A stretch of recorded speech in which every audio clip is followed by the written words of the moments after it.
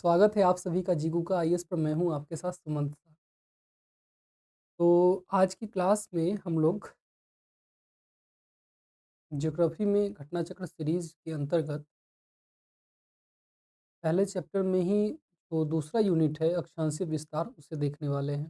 तो दूसरे तीसरे यूनिट को पूरा कंप्लीट करने का प्रयास करेंगे, कोशिश करेंगे कि फर्स्ट चैप्टर आपका यहाँ पे पूरा कंप्लीट हो जाए भारत का परिचय वाला। तो आइए फिर स्टार्ट करते हैं चीज़ों को।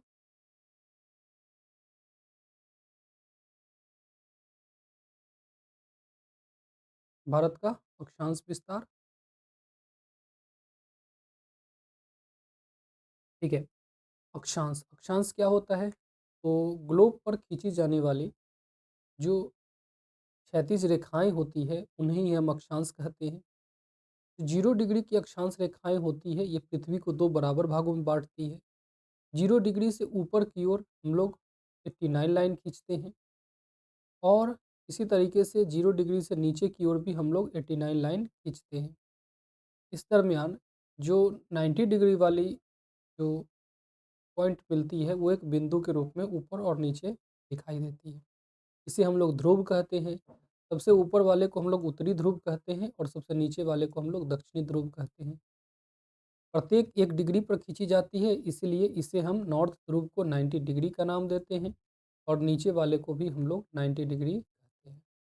इस तरीके से यहाँ पे चीज़ें खींची जाती हैं, यही अक्षांश रेखा होती है। भारत आपका यहाँ पे है, तो भारत चूंकि यहाँ पे होता है, इसलिए हम लोग भारत में अब अक्षांश की बात करते हैं। तो इस तरीके से जब यहाँ पे ऊपर की ओर हम जाते हैं, 0 से ऊपर की ओर, ये वाली लाइनिंग और ये वाली लाइनिंग हमें जो अक्षांश रेखाएं मिलेगी, यही भारत का अक्षांशीय विस्तार कहलाता है, और इसी से संदर्भित ये चैप्टर है। तो आइए इसे देखते हैं। भूपृष्ठ पर, भूपृष्ठ यानी पृथ्वी की सतह पर विषुवत रेखा, जिसे इक्वेटर भी कहते हैं, से उत्तर या दक्षिण दिशा में स्थित किसी भी बिंदु की पृथ्वी की केंद्र से मापी गई कोणीय दूरी को अक्षांश कहा जाता है। सिंपल सी बात है। भूपृष्ठ पर यानी सतह पर विषुवत रेखा, जो 0 डिग्री की लाइन होती है, इसे विषुवत रेखा कहते हैं। इससे उत्तर की ओर और दक्षिण की ओर किसी भी बिंदु की पृथ्वी के केंद्र से मापी गई कोणीय दूरी, इसे हम डिग्री में व्यक्त करते हैं, अक्षांश कहलाता है। अभी अभी हमने आपको ये समझाया। अक्षांश रेखाएं वे काल्पनिक रेखाएं होती है जो पृथ्वी के चारों ओर पूर्व से पश्चिम दिशा में विषुवत रेखा के समानांतर खींची जाती है। जब कोई एक रेखा के बगल से एक दूसरी रेखा रेखा खींची जाती है, इसे ही समानांतर रेखाएं कहती है। जो इसके समान समान अंतर को लेकर चलती है वो समानांतर रेखाएं होती है। तो विषुवत रेखा के समानांतर ही पृथ्वी के चारों ओर ये रेखाएं खींची जाती है, ऊपर और नीचे दोनों में। अक्षांशों को अंशों, मिनटों एवं सेकेंडों में व्यक्त किया जाता है। जितने भी अक्षांश हैं, उन अक्षांशों को हम लोग अंशों, मिनटों एवं सेकेंडों में व्यक्त करते हैं। 1 डिग्री के अंतर्गत 60 मिनट आते हैं, और 1 मिनट के अंतर्गत 60 सेकेंड आते हैं। इस तरीके से अक्षांश को हम लोग मिनट, अंश, मिनट और सेकेंड में दर्शाते हैं। फिर आगे आइए।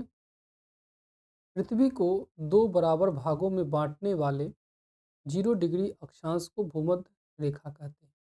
0 डिग्री की भूमध्य रेखा पृथ्वी को दो बराबर भागों में बांटती है। यहाँ आप देख सकते हैं 0 डिग्री की किस तरीके से पृथ्वी को बराबर बराबर भागों में बांट रही है, इसीलिए इसे भूमध्य रेखा कहते हैं। विषुवत वृत्त या भूमध्य रेखा के उत्तरी भाग को उत्तरी गोलार्ध और दक्षिणी भाग को दक्षिणी गोलार्ध कहते हैं। इसके ऊपर में उत्तरी गोलार्ध होता है, इसके नीचे में दक्षिणी गोलार्ध होता है। भूमध्य रेखा के उत्तर में स्थित अक्षांश रेखाओं को उत्तरी अक्षांश रेखाएं कहते हैं। अभी इसके जितने भी उत्तर में रेखाएं होती हैं, ये सब उत्तरी अक्षांश रेखाएं हैं, और भूमध्य रेखा के दक्षिण में स्थित अक्षांश रेखाओं को दक्षिणी अक्षांश रेखाएं कहा जाता है। इसके जो दक्षिण में होती हैं, इन सभी को दक्षिणी अक्षांश रेखाएं कही जाती है। यहाँ पे इसी तरीके से देशांतर के बारे में भी दिया गया है, इस पर हम लोग अभी आते हैं। आगे देखिए। यदि अक्षांश रेखाओं को 1 डिग्री के अंतराल पर खींचा जाए, तो उत्तरी गोलार्ध में 89 अक्षांश रेखाएं तथा दक्षिणी गोलार्ध में 89 अक्षांश रेखाएं होगी। इस प्रकार विषुवत वृत्त को लेकर अक्षांश रेखाओं की कुल संख्या 179 हो जाएगी। 89 प्लस 89 प्लस 1, 0 डिग्री की विषुवत रेखा को भी एक गिनेंगे। ऊपर की ओर 79, नीचे की ओर 79, तो 179 टोटल हो जाएगी। इन्हीं दो समानांतर अक्षांश रेखाओं के मध्य की दूरी लगभग 111 किलोमीटर होती है। देखिए, इस तरीके से एक अक्षांश रेखा और दूसरी अक्षांश रेखा के बीच की दूरी की अगर हम बात करें तो ये 111 किलोमीटर होती है, अगर प्रत्येक रेखाएं 0 डिग्री 1 डिग्री पर खींची जाए। 0 डिग्री से 90 डिग्री तक 89 रेखाएं खींचते हैं, फिर 0 डिग्री से नीचे 89 रेखाएं खींचते हैं, और एक 0 डिग्री कुल मिलाकर 89 plus 89 plus 1 equal to 179 total अक्षांश रेखाएं होती हैं। अब इसके बाद देशांतर रेखा को आइए देखते हैं। भूपृष्ठ पर उत्तरी ध्रुव एवं दक्षिणी ध्रुव को मिलाने वाली काल्पनिक रेखा जो पृथ्वी को दो बराबर भागों में बांटती है, वो प्रधान याम्योत्तर रेखा ग्रीनविच मीन टाइम कहा जाता है। यह रेखा लंदन के ग्रीनविच शहर से गुजरती है। इसे 0 डिग्री की देशांतर भी कहा जाता है। समझेंगे कि भूपृष्ठ पर यानी पृथ्वी की सतह पर जो भी उत्तरी ध्रुव और दक्षिणी ध्रुव को मिलाने वाली रेखाएं होती है, इन्हें देशांतर रेखा कहा जाता है। इसमें जो 0 डिग्री की देशांतर रेखा है, ये लंदन के ग्रीनविच से होकर के गुजरती है। इसके पूरब की ओर और इसके पश्चिम की ओर, दोनों ओर ऐसे हम लोग 180 रेखाएं पूरब में खींचते हैं और 180 रेखाएं पश्चिम में खींचते हैं। टोटल 360 देशांतर रेखाएं होती हैं। तो अक्षांश रेखाएं जहाँ हॉरिजॉन्टल रेखाएं होती है, क्षैतिज रेखाएं होती है, वहीं जो देशांतर रेखाएं होती है वो वर्टिकल रेखाएं होती है, ऊर्ध्वाधर रेखाएं होती है। ये भी आपको जानना चाहिए। प्रधान याम्योत्तर रेखा को 0 डिग्री की देशांतर भी कहा जाता है। ये सबसे मेन हो गई 0 डिग्री से जो आई है। ये समझौते के जरिए तय किया गया है कि लंदन के ऊपर से गुजरने वाली रेखा को ही 0 डिग्री की रेखा कही जाएगी। प्रधान याम्योत्तर के पूरब एवं पश्चिम में उत्तरी ध्रुव एवं दक्षिणी ध्रुव को मिलाने वाली काल्पनिक रेखाएं को देशांतर रेखा कहा जाता है।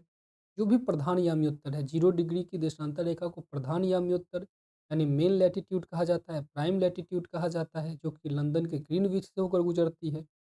इसके पश्चिम में और पूरब में अब देखिए, इसके पश्चिम में और पूरब में जो भी उत्तरी ध्रुव और दक्षिणी ध्रुव को मिलाने वाली रेखाएं होती है, उनको देशांतर रेखाएं कही जाती है। इस तरीके से इनको मिलाने वाली रेखाएं पूरब में खींची जाती है, उत्तर और ध्रुव दक्षिण ध्रुव को मिलाने वाले, और इस तरीके से यहाँ पश्चिम में खींची जाती है।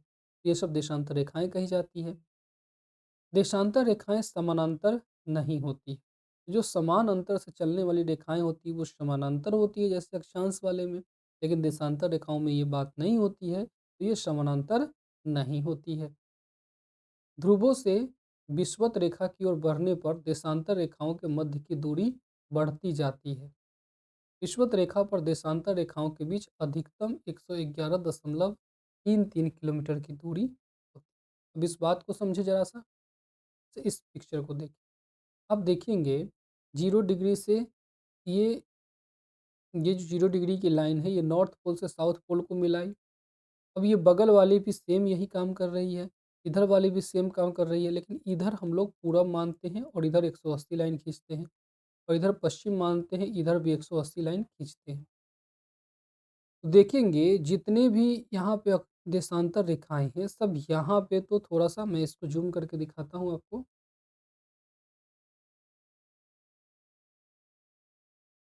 ये यहाँ पर तो एक दूरी तक फैली हुई है, लेकिन यहाँ इनके घट यहाँ से जैसे-जैसे ये घटती जाती हैं, इनके बीच की दूरी कम होती जाती है और यहाँ पर ये एक बिंदु के रूप में ले लेती है स्थान। इस तरीके से यहाँ के एक बिंदु के रूप में ले लेती है। तो जो विषुवत रेखा है, जो यहाँ पर जो 0 डिग्री की अक्षांश रेखाएँ होती है, यहाँ पर अगर 2 देशांतरों के बीच की दूरी की बात किया जाए, तो यहाँ ये 111.19 किलोमीटर होती है। लेकिन ध्रुवों पर ये एक बिंदु के रूप में सिमट कर रह जाती है। यही बात वहाँ पे बताया गया है आपको।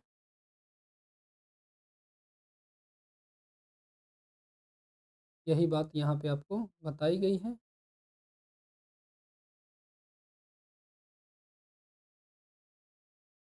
ठीक है। भारत पूर्णतया उत्तरी गोलार्ध में स्थित है। भारत उत्तरी गोलार्ध में स्थित होता है, हमने आपको दिखाया था। यानी अक्षांश रेखाएं के जो 0 डिग्री के ऊपर वाली भाग होती है उसमें स्थित होती है। संपूर्ण भारत का अक्षांशीय विस्तार 6 डिग्री 45 मिनट उत्तरी अक्षांश से 37 डिग्री 6 मिनट उत्तरी अक्षांश के मध्य होता है। तो भारत 6 डिग्री 45 मिनट उत्तर से 37 डिग्री 6 मिनट उत्तर तक स्थित होता है। इसकी मुख्य भूमि जो मेन लैंड है वो 8 डिग्री 4 मिनट उत्तरी अक्षांश से 37 डिग्री 6 मिनट उत्तरी अक्षांश तक स्थित होता है। तो आप भारत में देखेंगे तो भारत में अंडमान निकोबार की अगर बात करेंगे तो ये 6 डिग्री 4 मिनट तक का है। और अगर मेन लैंड की बात करें कन्याकुमारी की तो ये 8 डिग्री 4 मिनट का होता है। 8 डिग्री 4 मिनट का यहाँ पे होता है। तो ऊपर वाले की बात करें तो ये 37 डिग्री 6 मिनट पर आपका होता है। तो भारत का अक्षांश विस्तार अगर देखा जाए मेन लैंड का 8 डिग्री 4 मिनट से 37 डिग्री 6 मिनट तक का होता है। फिर देशांतर की बात करें जो इधर और इधर से जो लाइन देशांतर की जा रही है वो कितनी है, तो ये 68 डिग्री 7 मिनट पूरब से पूर्वी ये वाली और 97 डिग्री 25 मिनट पूर्वी देशांतर ये वाली के मध्य देशांतर का विस्तार होता है। देशांतर इस तरीके से फैला है 68 डिग्री 7 मिनट से 97 डिग्री 25 मिनट के मध्य। फिर है उष्ण कटिबंध क्षेत्र का विस्तार 23 डिग्री उत्तर एवं दक्षिणी अक्षांशों के मध्य होता है। कर्क रेखा और मकर रेखा यानी 23.5 डिग्री उत्तर से 23.5 डिग्री दक्षिण के बीच उष्णकटिबंधीय क्षेत्र होता है। जबकि भारत तो 37 डिग्री 6 मिनट तक है, तो भारत केवल उष्णकटिबंधीय क्षेत्र में स्थित नहीं होता है, यह उष्ण और उपोष्ण दोनों कटिबंधों में स्थित होता है। ध्यातव्य है कि निम्न अक्षांश से उच्च अक्षांश की ओर जाने पर दिन और रात की अवधि में अंतर होता है। बिल्कुल सही बात है।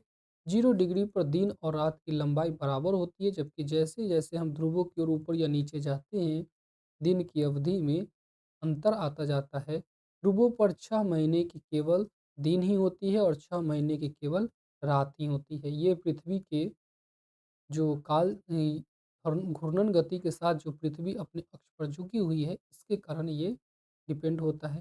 पृथ्वी की परिक्रमण गति भी इसके लिए विशेष रूप से जिम्मेदार होती है। परिक्रमण गति ही विशेष रूप से जिम्मेदार होती है। घूर्णन गति के कारण तो 24 घंटे की दिन रात होती है। बाकी परिक्रमण गति के कारण इनके 6 महीने के दिन और 6 महीने की रात ध्रुवों पर देखने को मिलती है।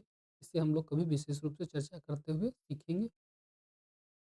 उत्तरी गोलार्ध में अक्षांश का प्रभाव दक्षिण से उत्तर की ओर दिन और रात की अवधि पर पड़ता है। तो उत्तरी गोलार्ध में जो अक्षांश का प्रभाव है ये दक्षिण से उत्तर की ओर विशेष रूप से दिन रात की अवधि पर पड़ता है। ये भी आपके लिए ध्यातव्य है। चलिए अब आइए इसके क्वेश्चन को देखते हैं। भारत विस्तृत है, भारत कहाँ विस्तृत है?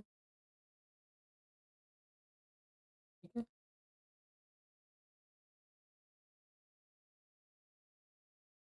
तो भारत का विस्तार है 8 डिग्री 4 मिनट उत्तर से 37 डिग्री 6 मिनट उत्तर तक। और देशांतर विस्तार की बात करें तो ये है 68 डिग्री 7 मिनट उत्तर से 97 डिग्री 25 मिनट उत्तर तक। ये पूरब तक, दोनों पूरब है। यहाँ इसमें कोई नहीं है, इसलिए डी ऑप्शन यहाँ पे बिल्कुल करेक्ट हो जाएगा। बाकी ये डाटा देख सकते हैं किस तरीके से आपको दिया जाता है। आपको ये एग्जैक्ट याद रखना चाहिए कि 8 डिग्री 4 मिनट से 37 डिग्री 6 मिनट तक। कुछ ही रिवीजन करने से आपको ये बात आसानी से याद हो जाती है, तो इसको अच्छे तरीके से याद कर लीजिएगा। आइए नेक्स्ट क्वेश्चन को देखते हैं। सिक्किम से हो गुजरने वाला अक्षांश निम्नलिखित में किस एक से भी होकर गुजरता है?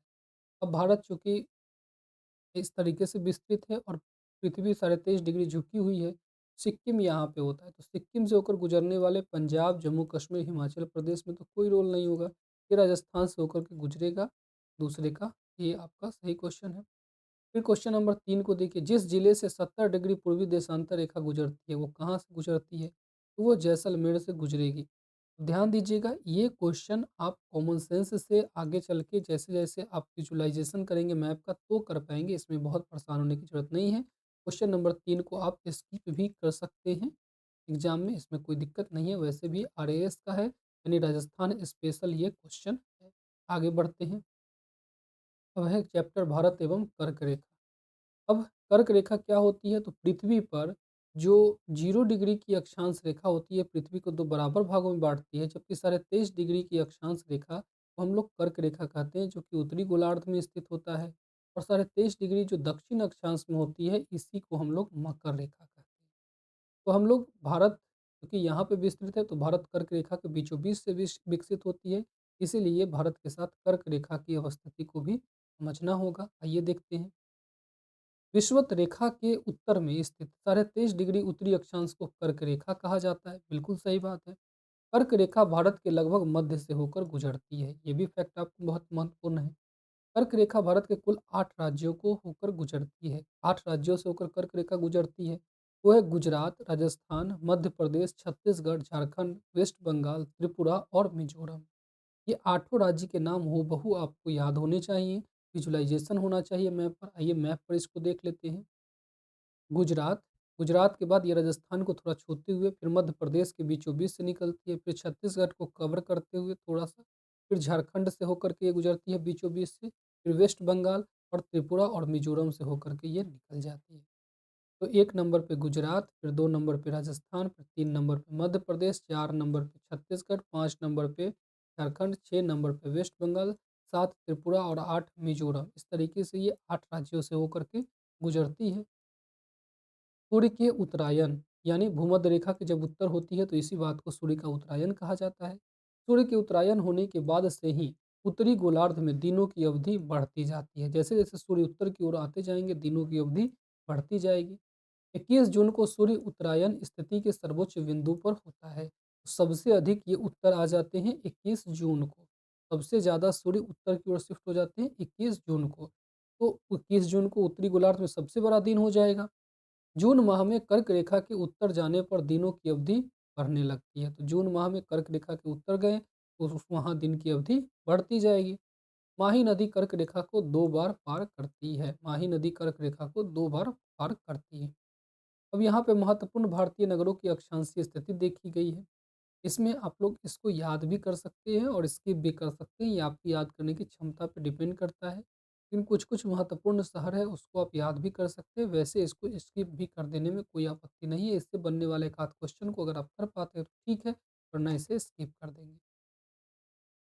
आइए देखिए, कर्क रेखा किस राज्य से होकर के गुजरती है? कर्क रेखा आप जानते हैं 8 राज्यों से होकर गुजरती है। बताइए कौन-कौन राज्य है? तो गुजरात है, राजस्थान है, एमपी है, छत्तीसगढ़ है, वेस्ट बंगाल, पहले झारखंड है, क्रम यही है, झारखंड है, फिर वेस्ट बंगाल है, त्रिपुरा है, फिर मिज़ोरम है। ये 8 राज्यों से होकर के गुजरती है। ऑप्शन बी बिहार झारखंड से होकर के ये गुजरती है, जब झारखंड इसके साथ बिहार के साथ लगा हुआ था। 2000 में अलग हुआ है, तब के ये क्वेश्चन है। ये क्वेश्चन नंबर 2 को देखिए, कर्क रेखा किन राज्यों से होकर गुजरती है? तो गुजरात से होकर गुजरती है, छत्तीसगढ़ से, झारखंड से, उत्तर प्रदेश इसमें नहीं है। तो 1, 2, 4 ऑप्शन ए बिल्कुल सही हो जाएगा। नेक्स्ट है कर्क रेखा कहाँ से गुजरती है? तो कर्क रेखा गुजरती है मध्य प्रदेश से, त्रिपुरा से, मिजोरम से। तो सभी इनमें से सही उत्तर हो जाएगा। चौथा है कितने भारतीय प्रदेशों से होकर कर्क रेखा गुजरती है? तो 8 राज्यों से होकर कर्क रेखा गुजरती है। नेक्स्ट है क्वेश्चन नंबर 5, भारत का एक राज्य जिससे होकर कर्क रेखा गुजरती है वो कहाँ है? तो ये आपके झारखंड से होकर के गुजरती है। बाकी जम्मू कश्मीर, हिमाचल प्रदेश, बिहार से होकर के नहीं गुजरती है। नेक्स्ट है क्वेश्चन नंबर 6, किस राज्य की से कर्क रेखा नहीं गुजरती है? त्रिपुरा से गुजरती है, छत्तीसगढ़ से भी गुजरती है, मिजोरम से भी जो गुजरती है, मणिपुर इसके उत्तर में है, मणिपुर से नहीं गुजरती है। सी ऑप्शन बिल्कुल यहाँ पे करेक्ट हो जाएगा। नेक्स्ट है क्वेश्चन नंबर 7, निम्नलिखित नगरों में कौन कर्क रेखा से निकटतम दूरी पर स्थित है? कर्क रेखा के निकटतम दूरी पर स्थित है गांधीनगर। गांधीनगर कर्क रेखा के निकटतम दूरी पर है। वैसे इस क्वेश्चन को छोड़ देने में ही अच्छा है, क्योंकि कर्क रेखा से अच्छा किया भी जा सकता है, क्योंकि कर्क रेखा से निकटतम दूरी पर की बात की गई है। बाकी अगरतला, जबलपुर, उज्जैन ये सब अलग है, और गांधीनगर ये विजुअलाइजेशन से आपको ये क्वेश्चन बनेगा। नेक्स्ट है क्वेश्चन नंबर 8, निम्न नगरों में कौन सा कर्क रेखा के निकटतम है? कर्क रेखा के निकटतम कौन है? तो वो है कोलकाता। नेक्स्ट है क्वेश्चन नंबर 9, कौन सा महत्वपूर्ण अक्षांश भारत को लगभग 2 बराबर भागों में विभाजित करती है? तो कर्क रेखा भारत को बराबर भागों में विभाजित करती है, और कर्क रेखा 23.5 डिग्री उत्तर को कहते हैं। नेक्स्ट है क्वेश्चन नंबर 10, कौन सा भारतीय राज्य कर्क रेखा के उत्तर में स्थित है? तो कर्क रेखा के उत्तर में झारखंड से तो होकर गुजरती है, मिज़ोरम से होकर गुजरती है, त्रिपुरा से होकर गुजरती है, मणिपुर कर्क रेखा के उत्तर में स्थित होता है, तो बी ऑप्शन बिल्कुल करेक्ट हो जाएगा। नेक्स्ट है क्वेश्चन नंबर 11, जून माह में निम्न स्थानों में कहाँ पर दिन की अवधि अधिकतम होगी? जैसे-जैसे सूर्य 21 जून को सबसे ज़्यादा नॉर्दर्न स्विंग हो जाते हैं, तो जो सबसे उत्तर में होगा वहाँ दिन की अवधि अधिकतम होगी।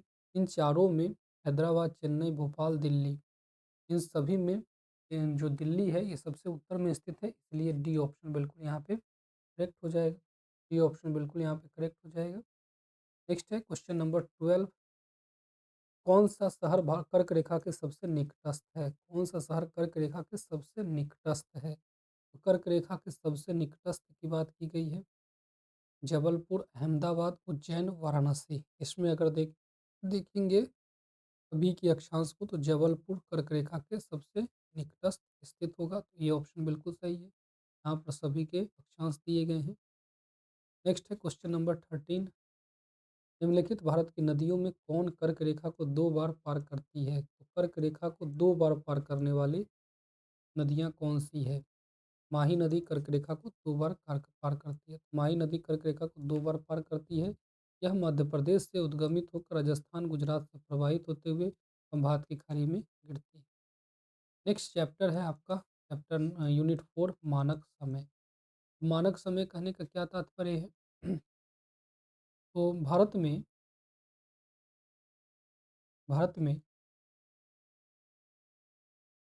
सबसे पूर्वी राज्य अरुणाचल प्रदेश है और सबसे पश्चिमी राज्य गुजरात है।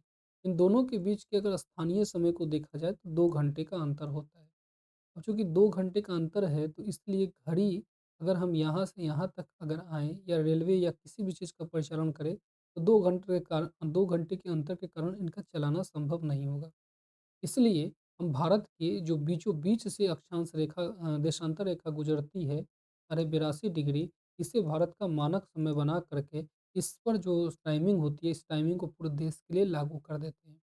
इसी को हम लोग मानक समय रेखा कहते हैं, इंडियन स्टैंडर्ड टाइमलाइन कहते हैं। प्रत्येक देश इसी मेथड का उपयोग करके अपने यहाँ की घड़ियों का निर्धारण करते हैं। देशांतर रेखा समय के निर्धारण के लिए ही जानी जाती है। वैसे भी 1 डिग्री पृथ्वी को घूमने में 4 मिनट का समय लगता है। पृथ्वी को 1 डिग्री घूमने में 4 मिनट का समय लगता है। तभी तो 360 डिग्री पृथ्वी 24 घंटे में घूम जाती है। तो इस तरीके से चूँकि हम लंदन की जो 0 डिग्री की ग्रीनविच देशांतर रेखा है, वहाँ से 82.5 डिग्री आगे है। 82.5 डिग्री को हम लोग अगर 4 से गुणा करते हैं, तो हमें 330 मिनट निकल कर के, ये 330 मिनट 5 घंटे 30 मिनट के बराबर होता है। इसीलिए लंदन से हमारा समय साढ़े 5 घंटा आगे होता है और हमारे अलावा जितने भी हम पूरब की ओर जाते जाएँगे, वो समय बढ़ता जाएगा, क्योंकि पश्चिम की ओर जाने पे ये समय घटता जाता है। इसी बात को हम लोग इस चैप्टर में सीखने वाले हैं। भारत की प्रामाणिक मध्याह्न रेखा अथवा भारतीय मानक समय 82.5 डिग्री पूर्वी देशांतर से लिया जाता है। यह देशांतर रेखा प्रयागराज, मिर्ज़ापुर आदि स्थानों से होकर के गुजरती है। ये जो 82.5 डिग्री की रेखा है, ये प्रयागराज, मिर्ज़ापुर आदि स्थानों से होकर गुजरती है। भारतीय मानक समय, जिसे आईएसटी इंडियन स्टैंडर्ड टाइम भी कहा जाता है, ये ग्रीनविच माध्य से 5 घंटा 30 मिनट आगे है। अभी-अभी हमने देखा है। ध्यातव्य है कि विश्व के देशों द्वारा आपसी सहमति के अंतर्गत मानक याम्योत्तर को साढ़े 7 डिग्री इक्वल टू 30 मिनट, जब 1 डिग्री 4 मिनट होता है तो साढ़े 7 डिग्री 30 मिनट के बराबर हो गया। देशांतर के गुणांक पर चुना जाता है। सभी देश आपसी सहमति के अंतर्गत जो मानक याम्योत्तर है, इसको साढ़े 30 डिग्री देशांतर के गुणांक पर यानी उसके मल्टीप्लिकेशन पर चुनते हैं। भारत के बृहद देशांतरीय विस्तार के कारण गुजरात से अरुणाचल प्रदेश के स्थानीय समय में लगभग 2 घंटे का अंतर पाया जाता है। ये भी अभी-अभी हमने कहा कि चूँकि भारत के अरुणाचल प्रदेश और गुजरात में देशांतर विस्तार में 30 डिग्री का अंतर है, क्योंकि अरुणाचल प्रदेश से जो देशांतर रेखा गुजरती है, वो देशांतर रेखा होती है 97 डिग्री 25 मिनट की और इधर वाली होती है 68 डिग्री 7 मिनट। इस दोनों को अगर घटाया जाए 97 डिग्री 25 मिनट को 68.7 से, तो हमें 29 डिग्री 18 मिनट निकल कर के आता है। इसे राउंड में अगर 30 डिग्री मान लिया जाए, 30 डिग्री इक्वल टू 4 करेंगे यानी 120 मिनट हमारा निकल कर के आता है। 120 यानी 2 घंटे के बराबर का समय का अंतर यहाँ पर दोनों के बीच में निकल कर के आता है। तो यही यहाँ पे बताया जा रहा है कि देशांतर के गुणांक पर चुना जाता है। भारत के बृहद देशांतरीय विस्तार के कारण गुजरात से अरुणाचल प्रदेश के स्थानीय समय में 2 घंटे का अंतर पाया जाता है। अतः प्रशासनिक एवं अन्य कार्यों में कठिनाई से बचने हेतु साढ़े 82 डिग्री पूर्व यामी को देशांतर को ही यामी कहते हैं, भारत का मानक यामी चुना गया है। तो इस तरीके से आप देख सकते हैं कि भारत में किस तरीके से साढ़े 82 डिग्री वाले को हम लोग भारत का आईएसटी मान लेते हैं, मानक यामी मान लेते हैं। अब ये मानक यामी रेखा उत्तर प्रदेश, मध्य प्रदेश, छत्तीसगढ़, उड़ीसा, आंध्र प्रदेश कुल 5 प्रदेश से होकर गुजरती है। आप यहाँ मैप में भी देख सकते हैं, उत्तर प्रदेश, फिर ये मध्य प्रदेश को हल्का छूते हुए, फिर छत्तीसगढ़, फिर ये आंध्र प्रदेश से होकर के गुजरता है। हालाँकि ये तेलंगाना नहीं जाता है क्योंकि तेलंगाना यहाँ पे है, देख सकते हैं। इस तरीके से ये गुजरता है। प्रधान याम्योत्तर 0 डिग्री के पूरब एवं पश्चिम दोनों ओर 180 डिग्री तक देशांतर रेखाएं होती है। हमने आपसे कहा जो 0 डिग्री की रेखाएं होती है लंदन से गुजरती है। इसके पूरब और पश्चिम की ओर दोनों ओर 180 डिग्री की देशांतर रेखाएं खींची जाती है। कुल मिलाकर 360 डिग्री की देशांतर रेखाएं होती है। सभी देशांतर रेखाएं पृथ्वी को बराबर बराबर भागों में विभाजित करती है। जितनी भी देशांतर रेखाएं होती है सब चूंकि दोनों ध्रुवों को मिलाती हैं तो सब पृथ्वी को बराबर भागों में विभाजित करती है। ग्रीनविच या प्रधान याम्योत्तर रेखा के पूरब में स्थित 180 डिग्री तक सभी देशांतर को पूर्वी देशांतर और पश्चिम की ओर स्थित 180 डिग्री तक के देशांतर को पश्चिमी देशांतर कहा जाता है। जितने भी इधर 0 डिग्री के पूर्व में देश हैं सबको पूर्वी देशांतर और जितने भी पश्चिम है सबको पश्चिम देशांतर कहा जाता है। पृथ्वी 24 घंटे में 360 डिग्री घूम जाती है। 24 घंटे में पृथ्वी 360 डिग्री घूमती है। कुल देशांतर रेखाओं की संख्या 360 डिग्री है। 1 डिग्री देशांतर घूमने में पृथ्वी को 4 मिनट यानी 1440 बटे 360 डिग्री का 360 का समय लगता है। 24 घंटे में अगर ये 360 डिग्री घूमी है, 1 डिग्री घूमने में इसको 24 बटे 360 मिनट में किल करने के लिए हमको उसको 60 से मल्टीप्लाई किए। 60 से यहाँ पे इस तरीके से काटने पे 1 डिग्री 4 मिनट का समय यहाँ पे निकल कर के आपको आता है।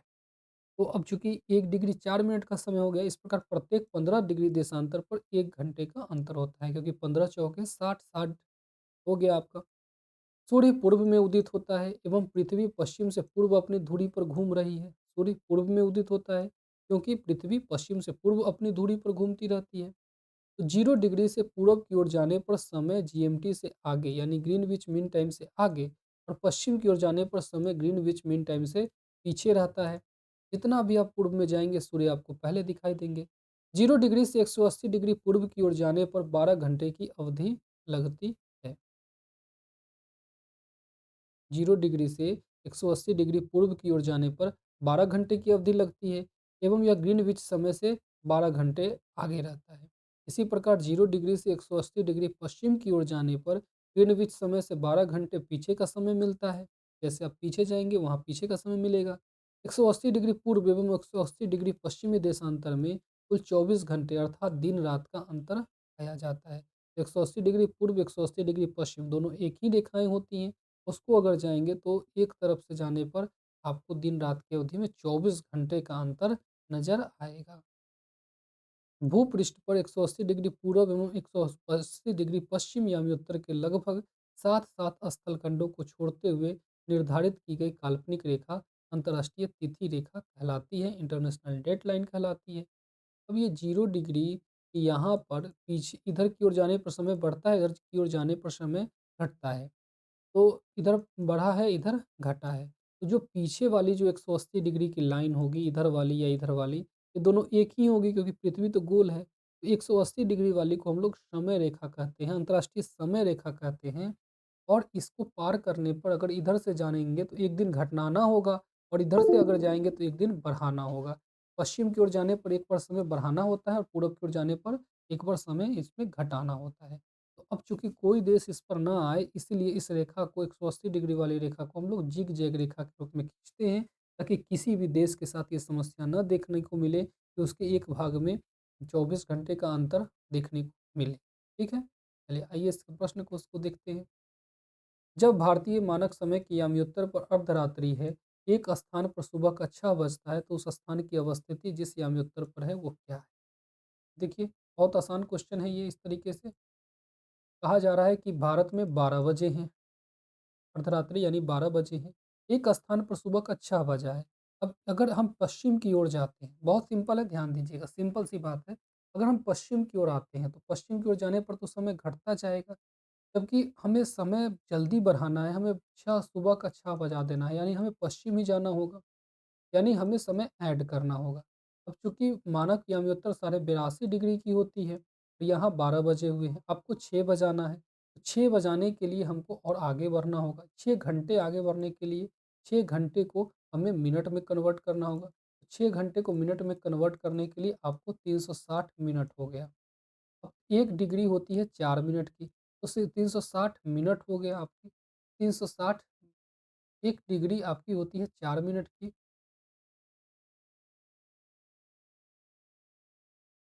तो इसलिए हमें इसको मिनट में कन्वर्ट करने के लिए हमें 360 मिनट में कितने डिग्री हुआ ये जानना होगा। तो 360 मिनट बराबर है, 360 को हम लोग 4 से अगर हम भाग देते हैं तो हमें इसका डिग्री मिल जाएगा। तो हमें यहाँ पे 90 डिग्री मिल जाता है। यानी साढ़े 82 डिग्री के अलावा हम 90 डिग्री और बढ़ेंगे, तो हमें 6 बजने का समय मिल जाएगा। साढ़े 82 डिग्री में अगर हम 90 डिग्री जोड़ देते हैं, तो हमारा निकल कर के 172 डिग्री 30 मिनट का आंसर आ जाता है, और ये बी ऑप्शन आपका बिल्कुल करेक्ट हो जाएगा। बहुत आसान है। आप देखिए, 12 बजे से आपको आगे की ओर जाना होगा, और चूँकि 12 घंटे से हम लोग 6 बजे तक जा रहे हैं, 6 घंटे जाने के लिए हमें 6 घंटे एक्स्ट्रा चाहिए। इसको हमने मिनट में कन्वर्ट किया तो 360 मिनट मिल गए। 1 डिग्री 4 मिनट के बराबर होता है, तो 360 मिनट 360/4 90 डिग्री के बराबर हुआ। साढ़े 82 डिग्री पे हम थे, साढ़े 82 डिग्री से हम 90 और बढ़े, तो 172 डिग्री 30 मिनट आपको यहाँ पे मिल गया। बी ऑप्शन बिल्कुल यहाँ पे करेक्ट हो जाएगा। आप यहाँ भी देख सकते हैं, जब भारतीय मानक समय की याम्योत्तर पर अर्धरात्रि है, तो एक स्थान पर सुबह का 6 बजता है। वह स्थान भारत के पूरब में होगा, क्योंकि पूर्व में जाने पर ही समय बढ़ता है। ठीक है? 6 घंटे के अंतराल पर उनके याम्योत्तर के बीच 15 डिग्री गुने 6 यानी 90 डिग्री यानी 15 डिग्री बराबर 1 घंटे का अंतराल होगा। भारत का मानक समय साढ़े 82 डिग्री याम्योत्तर है, तथा वह स्थान 90 प्लस साढ़े 82 डिग्री 172 डिग्री साढ़े 172 डिग्री पूर्व होगा। ठीक है। नेक्स्ट क्वेश्चन नंबर 2 को देखते हैं। गुजरात के सबसे पश्चिमी गांव और अरुणाचल प्रदेश के सबसे पूर्वी छोर पर स्थित वालांग के समय में कितने घंटे का अंतराल होगा? तो ये 2 घंटे का अंतराल होता है, आप बिल्कुल अच्छे से जानते हैं। नेक्स्ट है क्वेश्चन नंबर 3। ठीक है, यही यही यहाँ पे बनाया गया है। नेक्स्ट है क्वेश्चन नंबर 3। जबलपुर की देशांतर रेखा इंदौर व भोपाल की देशांतर रेखाओं के बीच है। ये तो गलत है, क्योंकि जबलपुर की देशांतर रेखा इंदौर व भोपाल के बीच कैसे हो सकती है? जबलपुर पूर्व में हो जाएगा, जबकि इंदौर व भोपाल पश्चिम में है, तो ये इनके बीच नहीं होगा। औरंगाबाद का अक्षांश बड़ोदरा व पुणे के अक्षांश के बीच होता है। हाँ, ये बिल्कुल सही है। औरंगाबाद का अक्षांश बड़ोदरा और पुणे के बीच में होगा, क्योंकि अक्षांश की बात की गई है। बेंगलुरु की अवस्थिति चेन्नई की तुलना में अधिक दक्षिणावर्ती है।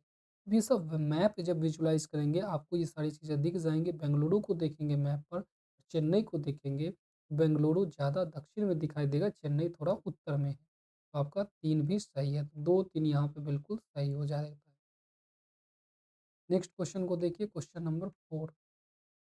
निम्नलिखित में कौन सा शहर भारतीय मानक समय के देशांतर के निकटतम है? कौन सा शहर भारतीय मानक समय देशांतर के निकटतम है? तो सबसे निकटतम रीवा है। रीवा इलाहाबाद के जस्ट नज़दीक में 80 किलोमीटर लगभग है।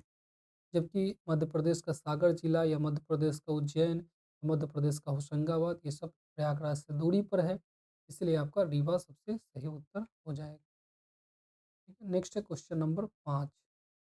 यदि भारतीय मानक समय के अनुसार पूर्वाह्न के 10 बजे हैं, तो 92 डिग्री पूर्वी देशांतर पर शिलांग का स्थानीय समय क्या होगा? कह रहा है भारत में मानक समय यामी-उत्तर पर, यानी ये वाले लाइन पे 10 बज गए हैं, और 10 रात के बजे हैं, 10 पीएम बजे हैं। 93 डिग्री पूर्वी देशांतर पर शिलांग का स्थानीय समय पूछा है, ने 92 डिग्री पर। अब सीधा-सी बात है, जो ये वाली जो भारतीय मानक समय यामी-उत्तर पर पूछा है, ये साढ़े 82 डिग्री पे है। 82.5 डिग्री से आगे 92 डिग्री पूछा गया है। सिंपल 92 डिग्री में से 82.5 डिग्री को जब हम माइनस करेंगे, जब यहाँ पे हम माइनस करेंगे, ये 30 डिग्री, ये 11, 11 में 2 गए 9, 9 डिग्री ये आगे बढ़ा, 9 डिग्री 30 मिनट यहाँ पे आगे बढ़ता है। 1 घंटा 1 डिग्री 4 मिनट के बराबर होता है। 1 डिग्री आपके 4 मिनट के बराबर होता है। आपसे पूछा गया है 9 डिग्री 30 मिनट, 9 डिग्री 30 मिनट गुने 4 जैसे ही करेंगे तो आपका 38 आ जाएगा, 9 चौक 36, और ये 30 आधा डिग्री को 4 बार करेंगे तो 36 दो 38, 10 बजे ही थे तो 10 बज के 38 मिनट आपका यहाँ पे उत्तर आ जाएगा। आसान है। मैंने कहा 82.5 डिग्री से आगे आपको बढ़ना है कितना, 92 डिग्री। 92 डिग्री को आप 82.5 डिग्री से माइनस करेंगे तो 9.5 डिग्री बचा। 9.5 डिग्री को जैसे ही 4 से गुना करेंगे तो आपको 38 डिग्री आएगा। 10 बज के 38 मिनट आपका यहाँ पे हो गया। नेक्स्ट है क्वेश्चन नंबर 6। क्वेश्चन नंबर 6,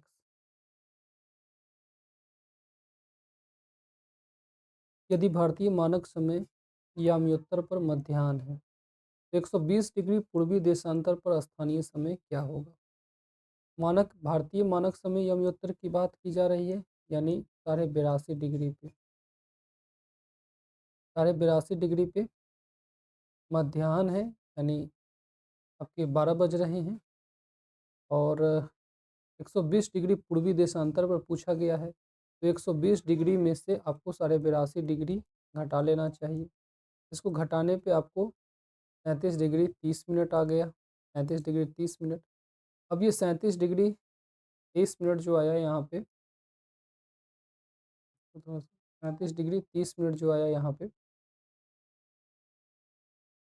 अब ये 37 डिग्री 4 मिनट को 37 डिग्री 30 मिनट को 4 से मल्टीप्लाई कीजिए, तो 4 से मल्टीप्लाई करने पे ये 150 मिनट आ जाएगा।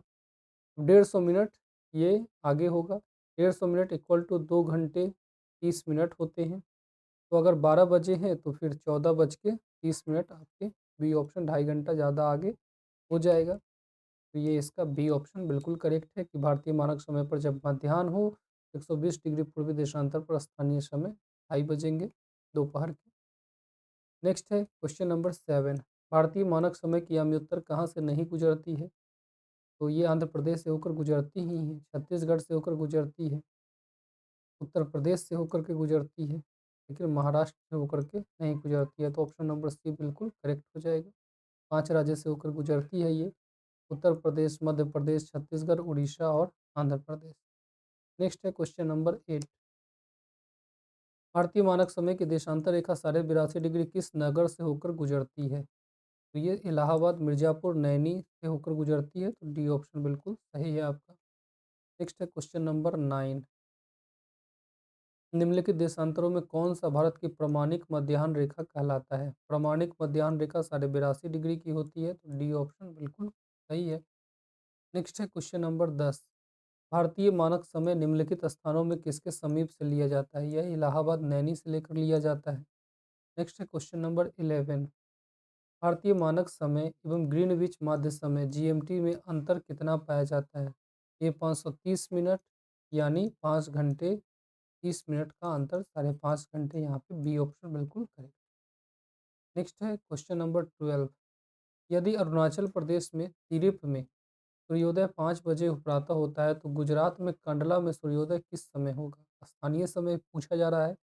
5 बजे अगर अरुणाचल प्रदेश में हुआ है, 2 घंटे का अंतर गुजरात में होगा, तो 5 तो 7 बजे प्रातः होगा, तो सी ऑप्शन बिल्कुल करेक्ट है। नेक्स्ट है क्वेश्चन नंबर 13। क्वेश्चन नंबर 13, कौन सा शहर दिल्ली के सबसे समीप के देशांतर पर स्थित है। कौन सा शहर दिल्ली के सबसे समीप के देशांतर पर स्थित होता है। दिल्ली के सबसे समीप के देशांतर पे बंगलुरु हो जाएगा। बाकी हैदराबाद, नागपुर, पुणे थोड़े से और अगल बगल हो जाएंगे, तो बेंगलुरु ऑप्शन बिल्कुल सही है। नेक्स्ट यूनिट है आपका दूरस्थ बिंदु, एक्सट्रीम पॉइंट। एक्सट्रीम पॉइंट कहने का अर्थ है कि भारत में सबसे उत्तर में जाने पे क्या मिलेगा, सबसे दक्षिण में, सबसे पूरब में और सबसे पश्चिम में जाने पर क्या मिलेगा, इसी को दूरस्थ बिंदु कहा जाता है। आइए देखिए, 31 अक्टूबर 2019 से भारत में सर्वाधिक पूर्वी राज्य अरुणाचल प्रदेश, पश्चिमी राज्य गुजरात, उत्तरी राज्य हिमाचल प्रदेश और दक्षिणी राज्य तमिलनाडु है। राज्य की बात किया जा रहा है यहाँ पर बिल्कुल।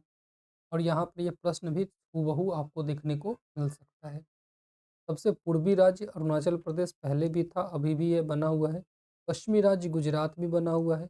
उत्तरी राज्य हिमाचल प्रदेश हो चुका है, क्योंकि जम्मू कश्मीर को अब यूटी बना दिया गया है, इसलिए उत्तरी राज्य अब हिमाचल प्रदेश हो गए और दक्षिणी राज्य तमिलनाडु हो गया, क्योंकि अंडमान निकोबार एक केंद्र शासित प्रदेश है। राज्यों एवं केंद्र शासित प्रदेशों में सर्वाधिक उत्तरी भाग में लद्दाख है, दक्षिणी भाग में अंडमान और निकोबार द्वीप समूह है। ठीक है, अगर यूटी को भी शामिल कर लिया जाए, पूरब पश्चिम सेम रहेगा, उत्तर और दक्षिण बदल जाएंगे। भारत के इतने बृहद क्षेत्रफल के 4 सुदूरस्थ बिंदु एक्सट्रीम पॉइंट इस प्रकार है। सुदूरस्थ दक्षिणी बिंदु इंदिरा पॉइंट हो गया, जो ग्रेट निकोबार अथवा बड़ा निकोबार द्वीप पर है, एवं भारत की मुख्य भूमि पर दक्षिणतम बिंदु कन्याकुमारी तमिलनाडु में। तो इस तरीके से आप देख सकते हैं कि सबसे दक्षिणी बिंदु आपका यहाँ पे कन्याकुमारी हो गया, जबकि सबसे अंडमान निकोबार को भी शामिल कर लिया जाए तो यहाँ पे इंदिरा पॉइंट है, जो बड़ा निकोबार द्वीप पर स्थित है। सबसे उत्तरी बिंदु की बात करें तो सियाचिन ग्लेशियर के निकट इंदिरा कोल पर जो लद्दाख में है, ये सबसे उत्तरी बिंदु है। तो इस तरीके से भारत के दूरस्थ बिंदु का आप मैप पे भी देख सकते हैं। सबसे उत्तर में इंदिरा कोल हो गया, सबसे पूरब में यहाँ पे किबीथू हो गया अरुणाचल प्रदेश में, सबसे पश्चिम में यहाँ पे कन्याकुमारी है, ये देख सकते हैं। और इंदिरा पॉइंट इस तरीके से केप कोमोरिन में यहाँ पे देख सकते हैं। और इंदिरा पॉइंट यहाँ ग्रेट निकोबार द्वीप पे यहाँ देख सकते हैं, और पश्चिम में गुहर मोती यहाँ पे सबसे पश्चिम में स्थित होता है। सुदूरस्थ पश्चिमी बिंदु गुहर मोती जो गुजरात में है, और सुदूरस्थ पूर्वी बिंदु eastern most point किवीथू Arunachal Pradesh का माना जाता है। तमिलनाडु राज्य में अवस्थित कन्याकुमारी भारत की मुख्य भूमि पर स्थित दक्षिणतम स्थल है। कन्याकुमारी का केप कोमोरिन स्पेशल कन्याकुमारी का केप कोमोरिन भारत का वह स्थान है जहां बंगाल की खाड़ी, अरब सागर तथा हिंद महासागर मिलते हैं। तो कन्याकुमारी के केप कोमोरिन में ये आपका भारत का मुख्य भूमि का सबसे दक्षिणी पॉइंट नजर आता है। अब इससे बनने वाले प्रश्न क्या क्या है, देखिए प्रश्न कोश। भारत का सुदूरस्थ दक्षिणी बिंदु साउदर्न मोस्ट पॉइंट कौन सा है? तो साउदर्न मोस्ट पॉइंट इसका, तो सुदूरस्थ दक्षिणी बिंदु, ये मुख्य भूमि तो इसमें पूछा नहीं गया है, तो सबसे दक्षिणी तो इंदिरा पॉइंट है, इसलिए इंदिरा पॉइंट होगा। अगर मुख्य भूमि होता तो इसका उत्तर कन्याकुमारी होता। तो सुदूरस्थ दक्षिणी बिंदु इंदिरा पॉइंट ग्रेट निकोबार अथवा बड़ा द्वीप पर है, इसलिए इसकी सही उत्तर है। नेक्स्ट है क्वेश्चन नंबर 2। भारत का भारत का दक्षिणतम बिंदु कहाँ है? तो ये बड़ा निकोबार द्वीप पर इंदिरा पॉइंट है, तो इसलिए बी ऑप्शन बिल्कुल सही हो जाएगा। नेक्स्ट है क्वेश्चन नंबर 3। भारत का सुदूर दक्षिण में इंदिरा पॉइंट निम्नलिखित में कहाँ स्थित है? तमिलनाडु नहीं, छोटा निकोबार पे नहीं, बड़े निकोबार पे ये स्थित है, तो ऑप्शन सी बिल्कुल करेक्ट। नेक्स्ट है क्वेश्चन नंबर 4। भारत के भारत के राज्यों का निम्नलिखित में कौन सा एक युग्म सबसे पूर्वी और सबसे पश्चिमी राज्य को इंगित करता है? तो सबसे पूर्व में है अरुणाचल प्रदेश और सबसे पश्चिम में है गुजरात। ऑप्शन नंबर डी सही है। यहाँ आपका बी के साथ कंफ्यूजन हो सकता है, लेकिन सबसे पश्चिम में गुजरात है, और गुजरात का गुहर मोती भारत का सबसे पश्चिमी पॉइंट है, तो ये भी ध्यान रखेंगे। नेक्स्ट है क्वेश्चन नंबर 5। भारत का सुदूर पश्चिम का बिंदु कौन सा है? तो पश्चिम का बिंदु गुजरात में है, और गुजरात में 68 डिग्री 7 मिनट पश्चिम, क्योंकि गुजरात में है। नंबर ए बिल्कुल सही हो जाएगा। अच्छा, यहाँ पे एक समस्या है, देखिए यहाँ पे ये नहीं है, क्योंकि 68 डिग्री 7 मिनट पूरब, क्योंकि भारत पूर्वी गोलार्ध में स्थित है, इसलिए 68 डिग्री 7 मिनट पूरब गुजरात होना चाहिए। ऑप्शन सी सही है। वैसे देखेंगे, यहाँ पे 68 डिग्री 7 मिनट भले पश्चिम में होता है, लेकिन चूंकि भारत पूर्वी गोलार्ध में स्थित होता है, इसलिए 68 डिग्री 7 मिनट पूरब के साथ इसका उत्तर सही होना चाहिए, तो सी ऑप्शन बिल्कुल सही है। नेक्स्ट है क्वेश्चन नंबर 6। निम्नलिखित प्रमुख भारतीय नगरों में कौन सा एक सबसे अधिक पूर्व की ओर स्थित है? सबसे पूर्व की ओर कौन अवस्थित है? हैदराबाद है, भोपाल है, बेंगलुरु है, लखनऊ है। इन सबको मैप पे जब विजुअलाइज़ेशन करेंगे आप, तो सबसे पूर्व में आपका लखनऊ नज़र आएगा। सी ऑप्शन बिल्कुल सही है। इसके बाद है क्वेश्चन नंबर 7। भारत का वह कौन-सा स्थान है, जहाँ बंगाल की खाड़ी, अरब सागर तथा हिंद महासागर मिलते हैं? बंगाल की खाड़ी, अरब सागर और हिंद महासागर तीनों मिलने की बात है, तो इसका उत्तर होगा कन्याकुमारी। भारतीय मुख्य भूमि के दक्षिण छोर पर स्थित कन्याकुमारी वह स्थान है, जहाँ बंगाल की खाड़ी, अरब सागर तथा हिंद महासागर तीनों मिलते हैं। कन्याकुमारी भारतीय राज्य तमिलनाडु में स्थित है। तो नेक्स्ट यूनिट में है सीमावर्ती देश। भारत के परिचय में नेक्स्ट है सीमावर्ती देश। आइए इसे देखते हैं। सीमावर्ती देश कहने का अर्थ है कि बाउंड्री लाइन की बात की जा रही है। भारत के निकटतम पड़ोसी देश पाकिस्तान, अफगानिस्तान, चीन, नेपाल, भूटान, म्यांमार, बांग्लादेश, मालदीव और श्रीलंका है। ये भारत के निकटतम पड़ोसी देश है। देश की सीमाएं प्राकृतिक एवं मानव निर्मित दोनों प्रकार की होती है। प्राकृतिक सीमा वो सीमा होती है जो प्रकृति द्वारा निर्धारित होती है, और मानव निर्मित सीमा वो सीमा होती है जिसको मानव निर्धारित करते हैं। भारत की स्थलीय सीमा उत्तर में चीन व नेपाल, उत्तर पश्चिम में अफगानिस्तान, पश्चिम में पाकिस्तान, पूर्व में बांग्लादेश एवं म्यांमार और उत्तर पूर्व में भूटान से मिलती है। ये कई तरह की दिशा होती है, नॉर्थ, साउथ, ईस्ट, वेस्ट, इधर नॉर्थ वेस्ट, इधर ईस्ट वेस्ट, ये है। तो भारत के सबसे उत्तर में देखेंगे, उत्तर में चीन व नेपाल हो जाएगा। उत्तर पश्चिम में अफगानिस्तान, यहाँ अफगानिस्तान की अवस्थिति है। पश्चिम में पाकिस्तान है, पूर्व में बांग्लादेश है और म्यांमार भी है, और उत्तर पूर्व में भूटान है। इससे भारत की सीमा मिलती है। पश्चिम में पाकिस्तान और पूर्व में बांग्लादेश के साथ भारत की सीमाएं कृत्रिम अथवा मानव निर्मित है। पाकिस्तान और बांग्लादेश है, इसके साथ भारत की सीमाएं आर्टिफिशियल है, मानव द्वारा बनाई गई है। जबकि अन्य देशों अफगानिस्तान, पाकिस्तान, चीन, नेपाल, भूटान और म्यांमार के साथ भारत की सीमाएं प्राकृतिक है। ध्यान दीजिएगा, पश्चिम में जो पाकिस्तान की सीमाएं होती हैं वो मानव निर्मित है। बाकी जो उसकी और अन्य सीमाएं हैं, तो इसमें वो थोड़ी-सी प्राकृतिक सीमाएँ भी कहीं-कहीं बनती है, तो ये आपको ध्यान रखने की ज़रूरत है। भारत की भू-सीमा 15,106 किलोमीटर और अन्य द्वीप क्षेत्रों सहित तटरेखा 7516.6 किलोमीटर होती है। भारत की जितनी बाउंड्री है, टोटल बाउंड्री है 15,106 किलोमीटर, जो लैंड बाउंड्री है। 15,106 किलोमीटर की लैंड बाउंड्री होती है। लैंड बाउंड्री का मतलब होता है कि स्थलों से जो देश जुड़े होते हैं। जबकि तट रेखा जो समुद्री सीमा की बात की जाए तो वो है 7516.6 किलोमीटर। पड़ोसी देशों के साथ भू सीमाओं की लंबाई इस प्रकार है। कौन कौन देशों के साथ सीमा लगी हुई है? सबसे लंबी सीमा बांग्लादेश के साथ लगती है, वो है 4096 किलोमीटर। 4096 किलोमीटर बांग्लादेश के साथ सीमा लगती है। पश्चिम बंगाल, असम, मेघालय, त्रिपुरा और मिजोरम, ये राज्य बांग्लादेश के साथ सीमा बनाते हैं। इसके लिए हम लोग ट्रिक भी इस्तेमाल कर सकते हैं। इसके लिए ट्रिक इस्तेमाल किया जाता है, मित्रों, बंगाल में आम है। इस ट्रिक के साथ आप इन राज्यों को याद कर सकते हैं, मित्रों, मिजोरम, त्रिपुरा, बंगाल, पश्चिम बंगाल। आम है तो आम के लिए असम और म के लिए मेघालय। आम में अ के लिए असम और म के लिए मेघालय। इस ट्रिक से भी आप इसको याद कर सकते हैं। ये इसलिए भी याद करना ज़रूरी है क्योंकि बांग्लादेश के साथ सबसे लंबी स्थलीय सीमा लगती है। इसलिए आपको इनके राज्यों को भी याद रखना ज़रूरी है। पश्चिम बंगाल, असम, मेघालय, त्रिपुरा और मिजोरम राज्य के साथ बांग्लादेश की सीमा लगती है। ठीक है मित्रों, बंगाल में आम है। उसके बाद चीन दूसरा सबसे बड़ा सीमा लगाता है। चीन के साथ 3488 किलोमीटर की बाउंड्री लगती है।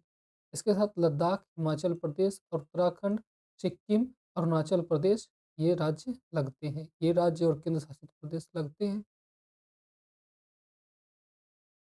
ठीक है। तो अरुणा इसके लिए हम लोग ट्रिक इस्तेमाल कर सकते हैं। अरुण अरुण सिक्का लेकर हिमाचल प्रदेश में उतरा। अरुण सिक्का लेकर हिमाचल प्रदेश में उतरा। इस ट्रिक के अंतर्गत हम इसे याद कर सकते हैं। अरुण टिक्का लेकर टिक्का लेकर लद्दाख हिमाचल प्रदेश में उतरा। इस ट्रिक को हम लोग इस्तेमाल कर सकते हैं इसे याद करने के लिए। बाकी आप इसे विजुलाइज करके भी याद कर सकते हैं कि चीन के साथ लद्दाख की बाउंड्री लगी है, फिर हिमाचल प्रदेश की बाउंड्री है, उत्तराखंड, सिक्किम और अरुणाचल प्रदेश के साथ चीन की बाउंड्री लगी है। फिर पाकिस्तान के साथ 3323 किलोमीटर की बाउंड्री लगी है, ये है लद्दाख, जम्मू कश्मीर, पंजाब, राजस्थान, गुजरात। तो पाकिस्तान के साथ तो सीधे पश्चिम में ही है, तो ये राज्य आराम से आपको याद हो सकते हैं, लद्दाख, जम्मू कश्मीर, पंजाब, राजस्थान और गुजरात। नेपाल के साथ उत्तराखंड, उत्तर प्रदेश, बिहार, पश्चिम बंगाल और सिक्किम की बाउंड्री लगती है, ये भी बहुत आसान है, तो ये याद रहता है आपको। नेपाल के साथ 1751 किलोमीटर की बाउंड्री है, उत्तराखंड, उत्तर प्रदेश दोनों पहले एक ही थे, फिर बिहार, पश्चिम बंगाल, फिर सिक्किम की बाउंड्री लगती है। म्यांमार के साथ अगर हम बात करें, तो म्यांमार के साथ 1643 किलोमीटर की बाउंड्री लगती है, अरुणाचल प्रदेश, नागालैंड, मणिपुर, मिजोरम। अरुणाचल प्रदेश, नागालैंड, मणिपुर, मिजोरम। और भूटान के साथ 699 किलोमीटर की बाउंड्री लगती है, सिक्किम, पश्चिम बंगाल, असम और अरुणाचल प्रदेश। अफगानिस्तान के साथ 106 किलोमीटर की बाउंड्री लगती है और लद्दाख के साथ इसमें बाउंड्री इसकी लगती है। टोटल 15,106 किलोमीटर की लैंड बाउंड्री होती है। लैंड बाउंड्री जो है, स्थलीय सीमा जो है 15,106 किलोमीटर की होती है। इसमें सबसे ज़्यादा आपने देखा बांग्लादेश के साथ, और सबसे 106 किलोमीटर अफगानिस्तान के साथ होती है। अब इससे संबंधित शॉर्ट फैक्ट को देखिए। भारत की सबसे लंबी स्थलीय सीमा बांग्लादेश के साथ, जबकि सबसे छोटी स्थलीय सीमा अफगानिस्तान के साथ है। भारत बांग्लादेश के साथ सबसे लंबी सीमा पश्चिम बंगाल राज्य की, जबकि भारत म्यांमार के साथ सबसे लंबी सीमा अरुणाचल प्रदेश राज्य की है। अगर पूछा जाए भारत बांग्लादेश के साथ सबसे ज़्यादा सीमा कौन सी राज्य बनाती है, तो वो है पश्चिम बंगाल। और भारत म्यांमार के साथ अगर पूछा जाए, तो उसका उत्तर है अरुणाचल प्रदेश। फिर एक से अधिक सीमा को स्पर्श करने वाले राज्य या केंद्र शासित प्रदेश कौन है? लद्दाख, पाकिस्तान, अफगानिस्तान, चीन 3 देशों के साथ सीमा बनाता है। उत्तराखंड 2 देशों के साथ चीन और नेपाल के साथ बाउंड्री बनाता है। पश्चिम बंगाल 3 देशों के साथ बांग्लादेश, नेपाल और भूटान के साथ सीमा बनाता है। सिक्किम भी 3 देशों के साथ नेपाल, चीन और भूटान के साथ बाउंड्री बनाता है। असम 2 देशों के साथ बांग्लादेश और भूटान के साथ बाउंड्री बनाता है। अरुणाचल प्रदेश 3 देशों के साथ चीन, म्यांमार और भूटान के साथ बाउंड्री बनाता है। मिजोरम 2 देशों के साथ बांग्लादेश और म्यांमार के साथ सीमा बनाता है। ये इस स्कोप से भी आप चीज़ों को थोड़ा-सा ध्यान रख सकते हैं। भारत के सीमावर्ती देश को आप मैप में यहाँ देख सकते हैं। पाकिस्तान के साथ यहाँ पे लद्दाख है, जम्मू कश्मीर है, पंजाब है, राजस्थान है, गुजरात है। ये सारे राज्य पाकिस्तान के साथ सीमा बना रहे हैं। अफ़गानिस्तान के साथ केवल यहाँ पे लद्दाख बना बना रहा है, और ये भारत की सबसे छोटी अंतर्राष्ट्रीय सीमा रेखा है। चीन के साथ यहाँ पे लद्दाख, हिमाचल प्रदेश, उत्तराखंड ये, और यहाँ पे सिक्किम और अरुणाचल प्रदेश ये चीन के साथ बाउंड्री बना रहे हैं। नेपाल के साथ इस तरीके से हम लोग कह सकते हैं, उत्तराखंड, उत्तर प्रदेश, बिहार और सिक्किम बाउंड्री बना रहा है। इसी तरीके से आपका यहाँ पे बांग्लादेश के साथ पश्चिम बंगाल यहाँ पे बाउंड्री बना रहा है। पश्चिम बंगाल, झारखंड, बिहार और सिक्किम, असम और यहाँ पे मेघालय मेघालय त्रिपुरा और मिज़ोरम, ये सारे राज्य बांग्लादेश के साथ सीमा बना रहे हैं, यहाँ पे देख सकते हैं। भूटान के साथ सिक्किम है, फिर पश्चिम बंगाल है, असम है, अरुणाचल प्रदेश, ये राज्य भूटान के साथ सीमा बना रहे हैं। इस तरीके से आप यहाँ पे देख सकते हैं। म्यांमार के साथ यहाँ की जितनी भी कंट्रियाँ हैं, ये सीमा लगा रही है, और सबसे ज़्यादा यहाँ पे अरुणाचल प्रदेश इसके साथ बाउंड्री बना रहा है। म्यांमार, जिसे बर्मा के नाम से भी जानते हैं, तो आप यहाँ पे देख सकते हैं। फिर उत्तर में हिमालय, दक्षिण पूर्व में बंगाल की खाड़ी। उत्तर में हिमालय, दक्षिण पूर्व में बंगाल की खाड़ी, दक्षिण में हिंद महासागर और दक्षिण पश्चिम में अरब सागर भारत की प्राकृतिक सीमाएं निर्धारित करती है। भारत में उत्तर में हिमालय है, ठीक है। दक्षिण पूर्व में यानी साउथ पूर्व की बात की जा रही है, इधर ईस्ट होती है, इधर आपकी साउथ होती है, और नॉर्थ होती है, इधर वेस्ट होती है। तो साउथ ईस्ट में यानी दक्षिण में हिंद महासागर, दक्षिण पूर्व में बंगाल, उत्तर में हिमालय, दक्षिण पूर्व में बंगाल की खाड़ी, तो यहाँ पे बंगाल की खाड़ी है, दक्षिण पूर्व में हो गए। फिर दक्षिण में हिंद महासागर, नीचे की ओर हिंद महासागर हो गया, इंडियन ओशन हो गया। दक्षिण पश्चिम में अरब सागर, यहाँ पे अरबियन सी हो गया, अरब सागर हो गया। भारत की प्राकृतिक सीमाएं यहाँ पर बनाती है। भारत तथा पाकिस्तान के मध्य सीमा रेखा अध्यारोपित सीमा सुपर इम्पोस्ट बाउंड्री का एक उदाहरण है। सुपर इम्पोस्ट बाउंड्री लाइन वो होती है जो किसी के द्वारा अध्यारोपित किया जाता है, लागू किया जाता है। अध्यारोपित सीमा एक ऐसी सीमा होती है जो किसी बाह्य शक्ति द्वारा आरोपित की जाती है। वर्ष 1947 में भारत और पाकिस्तान ने ग्रेट ब्रिटेन द्वारा अध्यारोपित सीमा को साझा किया था। भारत और पाकिस्तान द्वारा ग्रेट ब्रिटेन के द्वारा ये सीमा आरोपित की गई थी।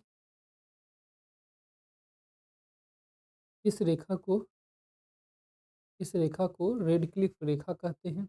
इस रेखा को रेड क्लिफ रेखा कहा जाता है। जो बाउंड्री है उसे रेड क्लिफ नाम दिया जाता है। इस रेखा का निर्धारण सर सिरिल रेडक्लिफ द्वारा किया गया था। क्योंकि सर सिरिल रेडक्लिफ ही इसको निर्धारित किया था, इसलिए इस रेखा को सर सिरिल रेडक्लिफ रेखा कहा जाता है। चीन भारत से मैकमोहन रेखा द्वारा पृथक होता है। तो चीन भारत की बाउंड्री का नाम मैकमोहन है। मैकमोहन रेखा का निर्धारण वर्ष 1914 में सर हेनरी मैकमोहन द्वारा किया गया था। अफगानिस्तान भारत से डुरंड रेखा द्वारा पृथक होता है। अफगानिस्तान भारत की रेखा का नाम डुरंड रेखा है। इस सीमा रेखा का निर्धारण वर्ष 1893 में ब्रिटिश कर्नल मॉर्टिमर डुरंड द्वारा निर्धारित किया गया था। ध्यान देखेंगे, रेड क्लिफ ने 1947 में भारत पाकिस्तान की सीमा का निर्धारित किया था। 1914 में हेनरी मैकमोहन ने भारत चीन का, और 1893 में मॉर्टिमर डुरंड ने भारत और अफगानिस्तान की सीमा का निर्धारण किया था। समुद्र पार भारत का सर्वाधिक निकटतम देश श्रीलंका है। समुद्र पार भारत का सबसे निकटतम पड़ोसी देश कौन है? तो श्रीलंका है। जो पाक जलडमरू मध्य द्वारा भारतीय मुख्य भूभाग द्वारा से अलग होता है। पाक स्टेट द्वारा जो ये अलग होता है, इसे जलडमरू मध्य कहते हैं। तो दो भारतीय भूभाग द्वारा भारतीय मुख्य भूभाग यानी तमिलनाडु से पृथक होता है श्रीलंका। जलडमरू मध्य दो स्थलों को आपस में जोड़ने वाले जो स्थल संधि होते हैं, जल संधि होते हैं, उन्हें कहा जाता है। यह बंगाल की खाड़ी को मन्नार की खाड़ी से जोड़ता है। बंगाल की खाड़ी को मन्नार की खाड़ी से जोड़ता है। देखे होंगे इस तरीके से यहाँ पे ये डॉटेड लाइन दिखाई जाती है। तो ये बंगाल की खाड़ी को मन्नार की खाड़ी से जोड़ता है। इसकी चौड़ाई 64 से 137 किलोमीटर है। इसका नामकरण रॉबर्ट पाक के नाम पर किया गया है। रॉबर्ट पाक जो मद्रास के उस समय गवर्नर थे, उनके नाम पर इसका नामकरण किया गया है। फिर भारत म्यांमार के मध्य हिमालय की उत्तर पूर्वी पर्वत श्रेणियाँ अराकान, योमा, नागा, पटकोई स्थलीय सीमा बनाती है। भारत और म्यांमार के मध्य प्राकृतिक सीमा है।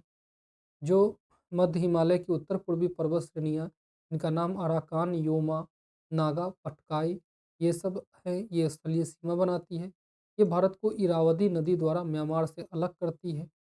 त्रिपुरा राज्य उत्तर पश्चिम एवं दक्षिण में तीन तरफ बांग्लादेश से घिरा हुआ है। त्रिपुरा राज्य उत्तर, पश्चिम और दक्षिण में तीन तरफ से बांग्लादेश से घिरा होता है। अतः इसके तीन तरफ अंतर्राष्ट्रीय सीमा है।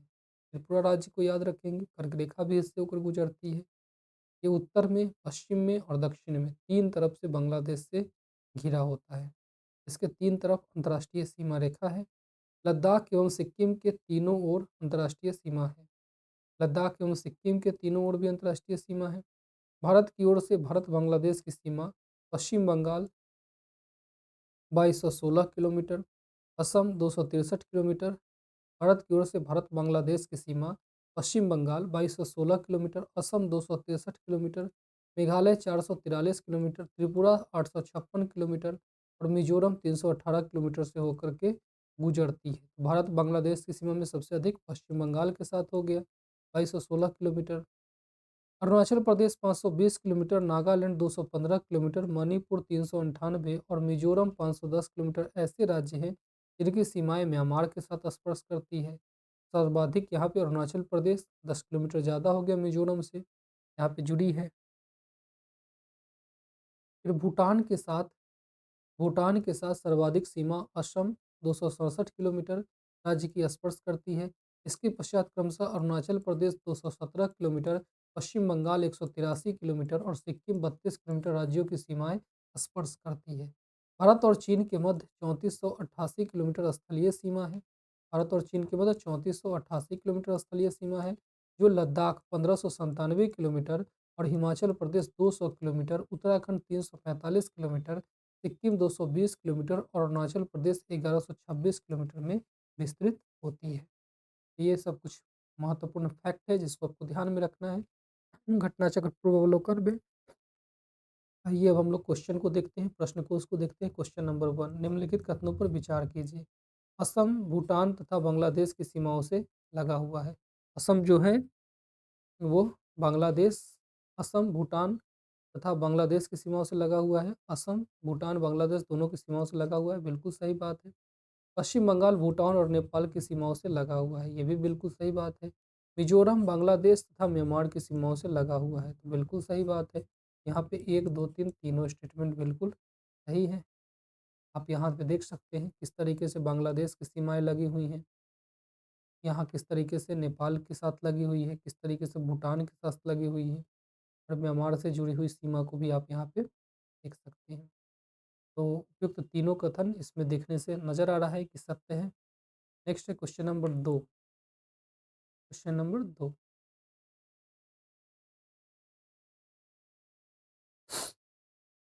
निम्न में किस राज्य की सीमा बांग्लादेश से नहीं मिलती है? बांग्लादेश से सीमा नहीं मिलने की बात की जा रही है। तो किस राज्य की सीमा बांग्लादेश से नहीं मिलती है?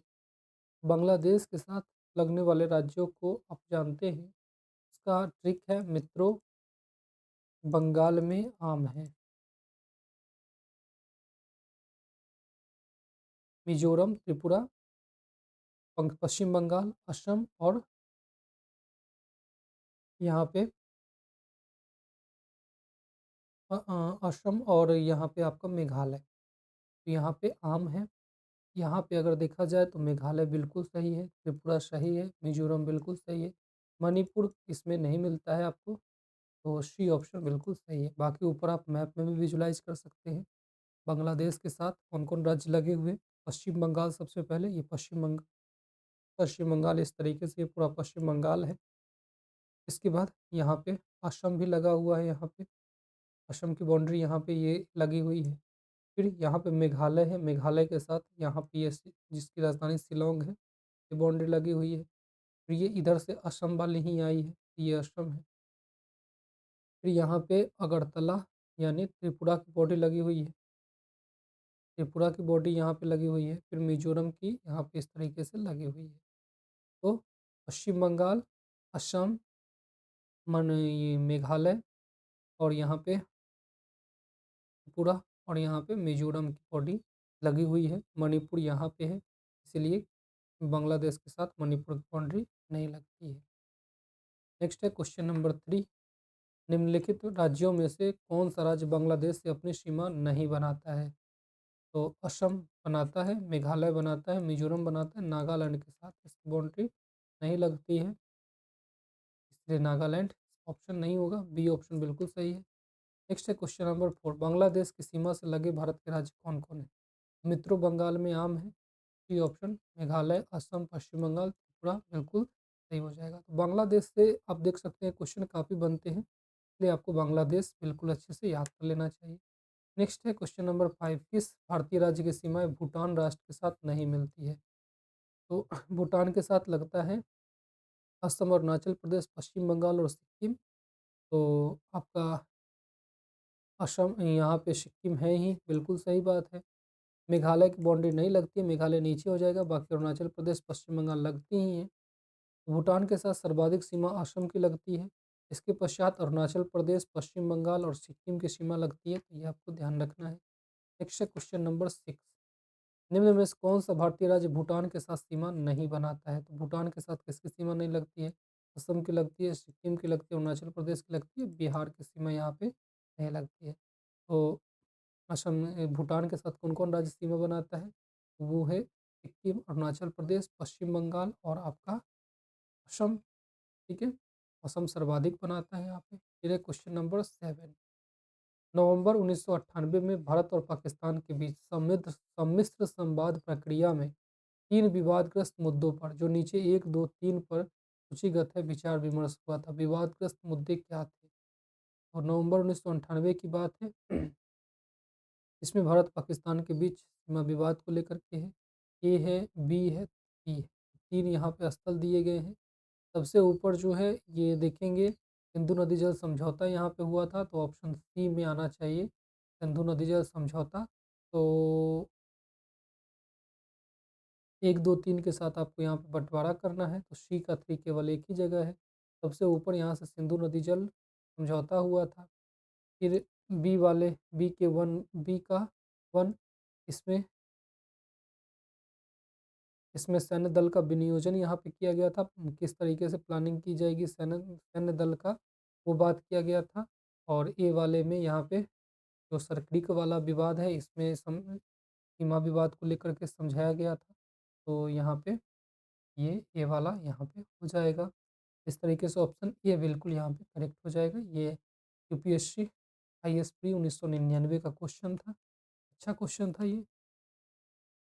नवंबर 1998 में भारत और पाकिस्तान के बीच प्रारंभ सम्मिश्र संवाद प्रक्रिया यानी कंपोजिट डायलॉग प्रोसेस के तहत वार्ता हेतु कुल 6 मुद्दे निर्धारित थे। इसमें सरक्रिक की समुद्री जल सीमा, सिंधु नदी जल बंटवारे के अंतर्गत तुलबुल और वुलर बैराज और नियंत्रण रेखा पर सैन्य दलों का विनियोजन शामिल था। इसमें से सैन्य सेनाओं को वापसी करना था। फिर सर्करिक क्षेत्र को, बी नियंत्रण रेखा क्षेत्र को, और सी सिंधु नदी क्षेत्र को प्रदर्शित कर रहा है। नेक्स्ट क्वेश्चन को देखते हैं। क्वेश्चन है नेक्स्ट 8 नंबर क्वेश्चन। कौन से भारतीय राज्य अधिकतम सीमा म्यांमार के साथ स्पर्श करती है? म्यांमार के साथ सबसे ज़्यादा सीमा लगता है अरुणाचल प्रदेश का, और उससे 10 किलोमीटर कम ही केवल लगता है मिजोरम का। इसलिए अरुणाचल प्रदेश पहले ऑप्शन हो जाएगा। तो बी के साथ, बी के बाद सी ऑप्शन यहाँ पे बिल्कुल करेक्ट है। नेक्स्ट है क्वेश्चन नंबर 9। क्वेश्चन नंबर 9, निम्नलिखित में से भारत के किस राज्य की सीमा म्यांमार के साथ उभयनिष्ठ नहीं है? निम्नलिखित में से भारत के किस राज्य की सीमा म्यांमार के साथ उभयनिष्ठ नहीं है, यानी म्यांमार के साथ नहीं लगती है? तो असम की सीमा म्यांमार के साथ नहीं लगती है, असम अंदर हो जाता है। बाकी और नागालैंड, अरुणाचल प्रदेश और मिजोरम, इन सब की सीमा लगती है। नेक्स्ट है क्वेश्चन नंबर 10। भारत के निम्नलिखित राज्यों के समूहों में से कौन सा समूह पाकिस्तान के साथ सीमा बनाता है? पाकिस्तान के साथ पंजाब, जम्मू कश्मीर, राजस्थान और गुजरात, लद्दाख, तीनों की बाउंड्री लगती है।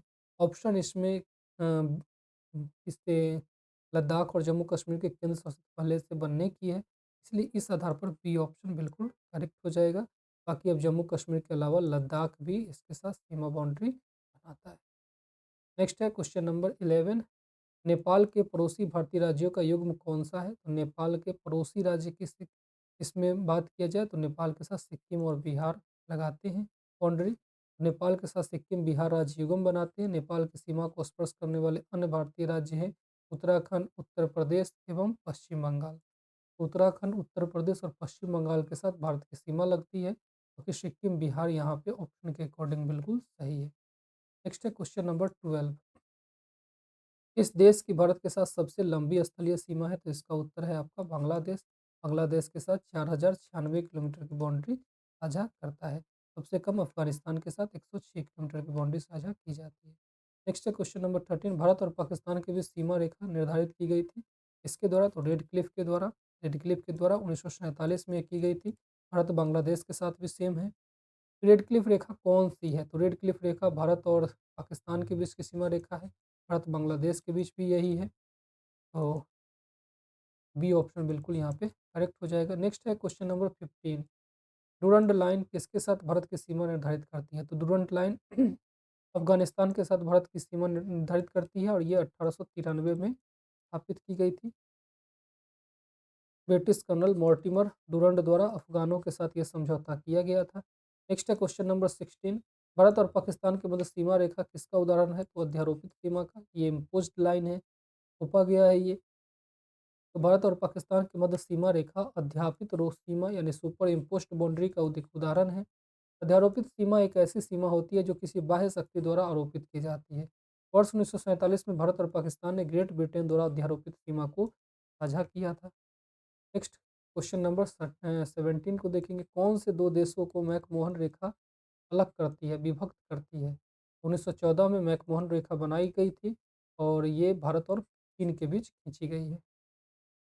नेक्स्ट है क्वेश्चन नंबर 18। क्वेश्चन नंबर 18 की बात करते हैं। भारत और चीन के बीच सीमा रेखा को क्या कहा जाता है? तो इसे मैकमोहन रेखा कहा जाता है। तो 1914 में बनाया गया था सर हेनरी मैकमोहन द्वारा। नेक्स्ट है क्वेश्चन नंबर 19। भारत और चीन की उत्तर पूर्वी सीमा का सीमांकन कौन सी रेखा करती है? भारत और चीन की उत्तर पूर्वी सीमा की बात की गई है। इसे मैकमोहन रेखा कही जाती है। मैकमोहन सीमा रेखा क्या बनाती है? भारत और चीन के बीच सीमा रेखा बनाती है मैकमोहन रेखा। नेक्स्ट है क्वेश्चन नंबर 21। क्वेश्चन नंबर 21, किसके द्वारा भारत श्रीलंका से अलग होता है?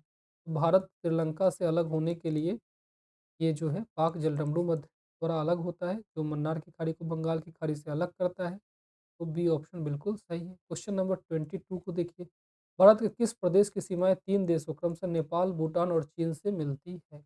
भारत के किस प्रदेश की सीमाएं 3 देशों क्रमशः नेपाल, भूटान और चीन से मिलती है? तो ये है सिक्किम। सिक्किम नेपाल, भूटान और चीन तीनों से मिलती है। बाकी जो ऑप्शन है इसमें इसमें तीनों से नहीं मिलती है, तो डी ऑप्शन बिल्कुल सही है। नेक्स्ट है क्वेश्चन नंबर 23। भारत के निम्नलिखित राज्यों में से किसके 3 तरफ अंतर्राष्ट्रीय सीमाएं हैं? 3 तरफ की अंतर्राष्ट्रीय सीमाएं की बात की गई है। तो इन ऑप्शन में त्रिपुरा एक ऐसा राज्य है जिसमें 3 तरफ से स्थानीय सीमा घिरी हुई है। इसमें ये तीनों ओर से बांग्लादेश से घिरा हुआ है, जैसा कि मैप में भी आप देखे थे, तो इसलिए त्रिपुरा 3 तरफ से अंतर्राष्ट्रीय सीमा रेखा से घिरा हुआ राज्य है। नेक्स्ट है क्वेश्चन नंबर 24। भारत का अपने पड़ोसी देशों के मध्य अंतर्राष्ट्रीय सीमा के विस्तार का आरोही क्रम क्या है? तो सबसे ज़्यादा यह सीमा बनाता है बांग्लादेश के साथ, फिर बांग्लादेश इसमें ऑप्शन में नहीं है। तो आप इसके बाद कर सकते हैं चीन, चीन भी नहीं है इसमें। अच्छा, आरोही क्रम पूछा गया है, आरोही यानी बढ़ते क्रम में पूछा गया है। बढ़ते क्रम में सबसे कम से ज़्यादा की ओर हम जाते हैं, तो पहले में चीन है तो इसलिए नहीं होगा। दूसरा में पाकिस्तान है तो ये तीसरा नंबर के सबसे अधिक है, तो ये भी नहीं होगा। बाकी बीच में नेपाल के बाद पाकिस्तान के साथ सबसे ज़्यादा बाउंड्री बनती है। पाकिस्तान के बाद चीन के साथ, चीन के बाद बांग्लादेश के बाद सबसे ज़्यादा बाउंड्री बनाई जाती है, तो बी ऑप्शन बिल्कुल करेक्ट हो जाएगा। और आप यहाँ पे देख सकते हैं बांग्लादेश के साथ 4096 किलोमीटर की बाउंड्री है, चीन के साथ 3488 किलोमीटर, पाकिस्तान के साथ 3323, नेपाल के साथ 1751, म्यांमार के साथ 1643, भूटान के साथ 699 किलोमीटर की बाउंड्री है, अफगानिस्तान के साथ 106 किलोमीटर की बाउंड्री है। कुल 15,106 किलोमीटर की बाउंड्री बनती है। तो इस प्रकार यहाँ पे आप देख सकते हैं कि आपको भारत का परिचय वाला सेक्शन जो है ये यहाँ पे कंप्लीट हो जाता है। तो इसको अच्छे से कई बार रिवीजन कीजिएगा, फिर हम लोग जल्द ही अगले दूसरे चैप्टर के साथ मिलेंगे। तो आज के लिए इतना ही, मिलते हैं अगली क्लास में, तब तक बहुत बहुत धन्यवाद।